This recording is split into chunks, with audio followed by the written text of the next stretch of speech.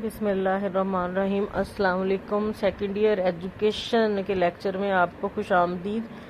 آج second year ہم جو ٹاپک ڈسکس کرنے جا رہے ہیں وہ ہے بر صغیر میں برطانوی نظام تعلیم کی خصوصیات جو ہیں وہ کیا ہیں۔ یہ برطانوی تسلط کے تحت بر صغیر میں قائم شدہ نظام تعلیم اور اس کے ارتقاء کے مطالعے سے واضح ہوتا ہے کہ انگریزوں کا قائم کردہ یہ نظام بنیادی طور پر مقامی مسلمانوں کا جو نظام تعلیم کا اس کو ختم کرنے کی کوشش تھی۔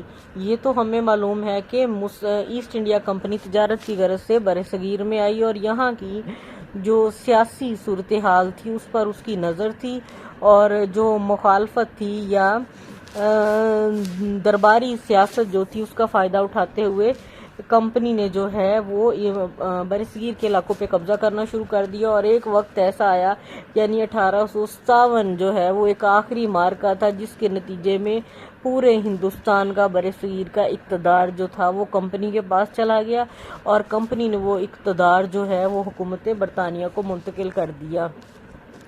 کہا جاتا ہے کہ اگر کسی قوم کو آپ نے بدلنا ہے تو اس کا نصاب بدل دیں۔ یہاں پہ انگریزوں نے پورا تعلیمی نظام ہی بدل دیا۔ مسلمان جو عوام تھی ان کی زبان آپ کو پتہ ہے فارسی تھی، اور جتنے بھی مدارس تھے، مکتب تھے، اور سارا کچھ جو ہے وہ انہوں نے انگریزی کو ذریعہ تعلیم قرار دے دیا گیا کہ صرف وہی لوگ پڑھے لکھے شمار ہوں گے جو کہ انگریزی جانتے ہیں، اور اس وجہ سے بھی تھا کہ مسلمانوں سے اقتدار چھینا تھا اور ان کو وہ معاشی طور پر، تعلیمی لحاظ سے، معاشرتی طور پر اتنا بدحال کرنا چاہتے تھے کہ مسلمان دوبارہ اٹھ کھڑے نہ ہوں۔ اور پھر اس کے بعد تھا کہ مسلمانوں کے دور میں آپ کو پتہ ہے کہ تعلیم عام تھی، مفت تھی، اور ادارے جو ہیں وہ مالی طور پر بھی آزاد تھے اور حکومتی اثرات سے پاک تھے، حکومت کی کوئی دخل اندازی نہیں تھی۔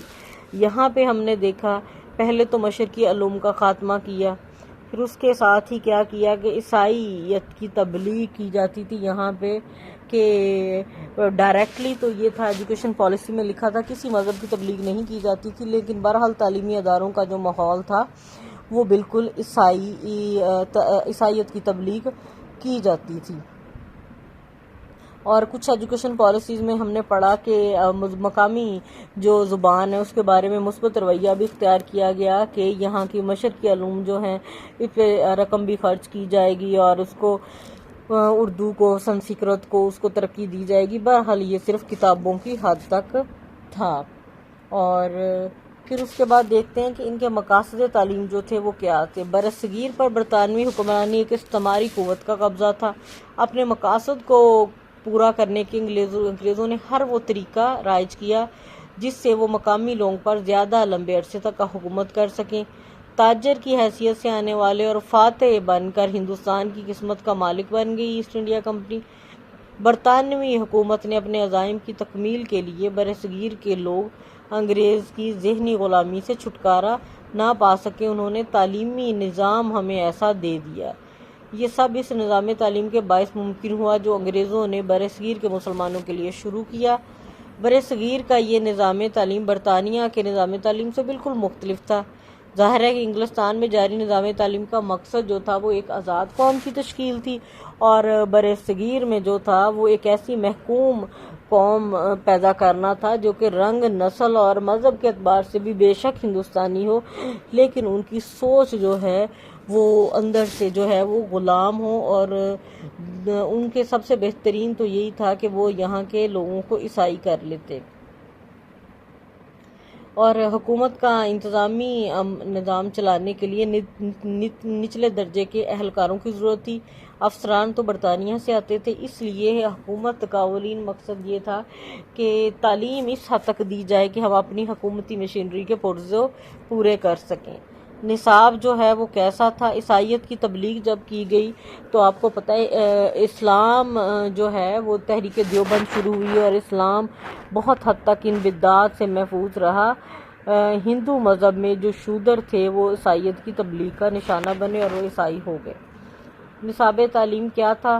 اپنے مقاصد کے حصول کے لیے ضروری تھا کہ انگریز بر صغیر کے مقامی تعلیمی نظام کو غیر مؤثر بناتے، لہٰذا انہوں نے ملازمتوں کو حکومت کے منظور کردہ تعلیمی اداروں کے فارغ التحصیل افراد سے منسوب کر دیا کہ صرف جاب ان لوگوں کو ملے گی جو کہ حکومت کے قائم کردہ اداروں سے پڑھے لکھے ہیں اور جس میں انگریزی زبان اور ادب اور مغربی فنون شامل تھے۔ ان میں زیادہ تر مشنری ادارے تھے جو عام طور پر گرجا گھر سے متصل تھے۔ ان میں سلیب جو ہے وہ نمایاں مقام پر نصب ہوتی تھی۔ اساتذہ پادری تھے جو مخصوص لباس پہن کے آتے تھے۔ غیر تعلیمی اداروں کا پورا ماحول مسیحی ہوتا تھا جہاں عیسائیت کی تعلیم دی جاتی تھی۔ تعلیم میں سیکولر پالیسی سے مراد یہ تھا کہ عیسائیت کے سوا کسی بھی دوسرے مذہب کو نظام تعلیم میں کوئی دخل نہیں ہوگا کسی بھی مذہب کا نصاب میں۔ انگریزی برطانوی نظام تعلیم کے تحت ہندوستان کے تعلیمی اداروں کے نصاب میں انگریزی زبان و ادب کی تدریس کو سب سے زیادہ اہمیت دی جاتی تھی۔ انگریزی کو تیسری جماعت سے BA تک لازمی زبان کی حیثیت حاصل تھی۔ سب سے زیادہ وقت انگریزی کی تدریس کے لیے مختص تھا۔ انگریزی کے اساتذہ کو سب سے بلند مقام حاصل تھا اور ملازمتیں بھی صرف انگریزی جاننے والوں کو ہی ملتی تھیں۔ یوں بچوں کی پوری تعلیمی زندگی میں انگریزی ذہنوں پر مسلط ہو گئی۔ تاریخ کیا پڑھاتے تھے؟ ان تعلیمی تاریخوں کے نصاب میں برصغیر کی تاریخ کو مسخ کر کے پیش کر دیا گیا۔ مسلمانوں کے دور کی اچھی باتوں کو غلط انداز میں لکھا گیا۔ تاریخی واقعات کی تشریح انگریزوں کے نقطۂ نظر سے کی گئی۔ یورپ اور خصوصاً انگلستان کی تاریخ کو اس طرح پڑھایا جاتا تھا کہ طلباء کو احساس کمتری ہو کہ انگریز کو برتن مان لیں اور ہندوستان میں ان کی آمد کو ایک مہذب قوم کے طور پر تسلیم کر لیں۔ خاص طور پر ہندوؤں کو مسلمانوں سے متنفر کرنے کے لیے تاریخی واقعات کو جو توڑ موڑ کر پیش کیا جاتا تھا۔ معاشیات جیسے بامقصد اور عملی مضمون کے نصاب کو یوں مرتب کیا گیا کہ انسان کا زندگی کا مقصد جو ہے وہ صرف پیسہ کمانا ہے اور انسان کو ایک معاشی حیوان سے زیادہ کچھ نہیں کہا گیا۔ مغربی معاشی تصور کے مطابق انسان انتہائی خود غرض ہے جو ہر وقت اپنی مادی فائدے کے لیے کوشاں رہتا ہے۔ سود، ذخیرہ اندوزی سب پیسہ کمانے کے طریقے ہیں۔ اس میں کوئی اخلاقی قباحت نہیں ہے۔ معاشیات کا یہ نصاب بنیادی طور پر یہ اسلامی تصور حیات کا کھلم کھلا اس کے خلاف تھا۔ سیاسیات میں کیا تھا؟ جمہوریت کے مغربی تصور اللہ تعالیٰ کی حاکمیت اعلیٰ کے اسلامی نظریے کی کوئی گنجائش نہ تھی۔ عوام کی حاکمیت کا تصور جو ہے مسلمانوں کے نزدیک سراسر بے دین ہے۔ ہم کہتے ہیں کہ اقتدار اعلیٰ کا مالک اللہ تعالیٰ ہے، لیکن نصاب میں انہوں نے مغربی کلچر کو فروغ دیا کہ طاقت کا سرچشمہ جو ہے وہ عوام ہے۔ سائنس، تعلیمی اداروں میں پڑھائی جانے والی سائنس کے نصاب میں طلباء میں نئی چیزوں تلاش کرنے کی صلاحیت پیدا کرنا، اور تاکہ وہ اس کا نتیجہ یہ ہوا کہ صلاحیت تو پیدا نہیں ہوئی بلکہ الٹا خالق کائنات کے بارے میں شکوک و شبہات میں مبتلا ہو گئے۔ عربی، فارسی اور مذہب کو نصاب سے کاٹ کر صرف جو ہے اردو کو بھی صرف پرائمری درجے تک محدود کر دیا گیا۔ اس طرح اہل ہند کو ان کے تمدن سے کاٹ دیا۔ اب ان کا نظام امتحان کیا تھا؟ انگریزوں کے ہندوستان میں قبضے سے پہلے برصغیر میں مسلمانوں کا نظام تعلیم رائج تھا۔ ان کا نظام کا بنیادی مقصد کریکٹر بلڈنگ تھا، اچھے انسان پیدا کرنا تھا، اور استاد جو اس نظام کو مکمل مرکزی کردار تھا نہایت اعلیٰ مقام رکھتا تھا اور ایک رول ماڈل کی حیثیت سے علم اور کردار کا اعلیٰ نمونہ طلباء کے سامنے پیش کرتا تھا اور طلباء کے علمی نشرما کے ساتھ ساتھ ان کے کردار کی تربیت بھی کرتا تھا۔ لیکن یہاں پہ انہوں نے کیا سسٹم رائج کر دیا کہ استاد کو ایک سرکاری ملازم بنا کر رکھ دیا گیا اور اس کو اعتماد کا اہل نہ سمجھا گیا۔ طالب علم کے اکتساب کا معیار مقرر کیا جاتا کہ اس کی رائے کے مطابق تحریری امتحانات کا ایسا نظام رائج ہو گیا جس میں اساتذہ کی کوئی حیثیت نہ رہی۔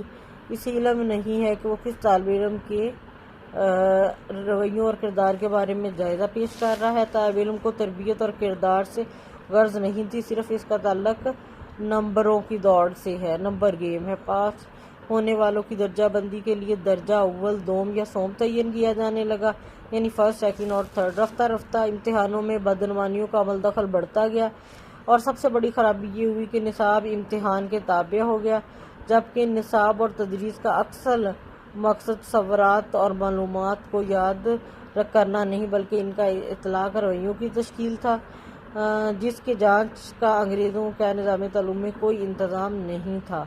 اقدار کے تحفظ اور رویوں کی تشکیل، کیونکہ امتحان کے نظام میں کوئی اہمیت حاصل نہیں تھی، اس لیے عملی تدریس کے اعتبار سے یہ نظام باکردار بعمل اور تربیت یافتہ افراد پیدا کرنے میں ناکام رہا۔ اس کی وجہ یہ تھی کہ ان کی سوچ صرف یہ تھی کہ یہاں پہ ایک نسل، ایک ذہنی طور پر غلام نسل جو ہے وہ اس کی تربیت کرنا ہے۔ یہ تھا ہمارا آج کا لیکچر۔ جنوبی ایشیا میں مسلمانوں کی تعلیمی تحریکات کل کریں گے۔